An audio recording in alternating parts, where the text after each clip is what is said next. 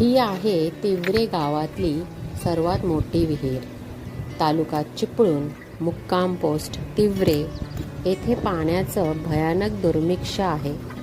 श्री महादेवराव कदम यांनी विहिरीसाठी जागा देऊन कामाला सुरुवात केली.